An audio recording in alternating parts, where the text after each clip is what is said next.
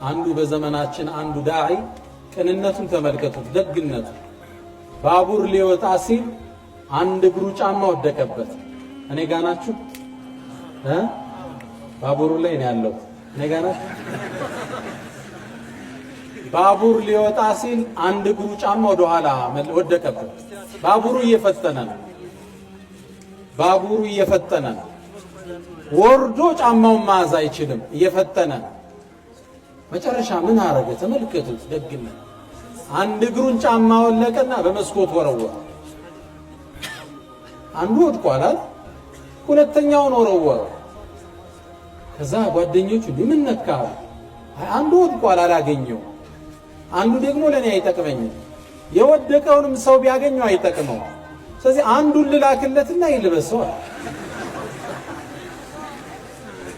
አላህ ይሄን የሙእሚን አኽላቅ ማህበረሰቡ እንዴት ከኔ ይጠቀማል? ክርስቲያን ጎረቤት እንዴት በአንተ ጉርብትና ደስተኛ ይሆናል? እኛንን እዝነት መሆን ያለብን።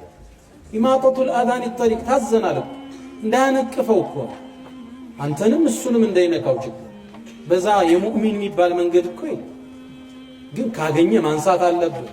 ያን ቦታ ሙስሊም ያልሆነም ይጠቀምበት።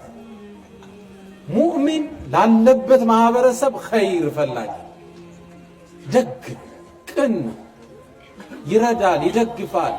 ክርስቲያኑን ከታመመ ያስታክማል። ቅንነት ባህሪያችን መሆናል።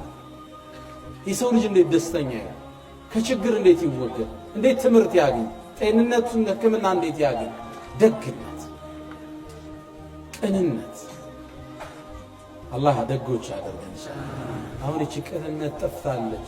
ነፍሴ ነፍሴ ነው አይደል? ወንድሙ አብሮት እንዳይወርስ በወንድሙ ላይ ሴራ የሚያሰራ ህዝብ እኮ ነው። ከባድ ነው ዘመናችን። ደግነት ጠፍቷል። ለሰው መልካም ማሰብ ቀርቷል። ሰው ሲቀበር ማየት ነው የሚያጓጓው። ደግነት ወዳጆች፣ አላህ ቁርአን ላይ እውነት ተናግሯል። ኢና አሕሰንቱም አሕሰንቱም ሊአንፉሲኩም። ለሰው ደግ ስራ አላህ ሲክስ ታያል።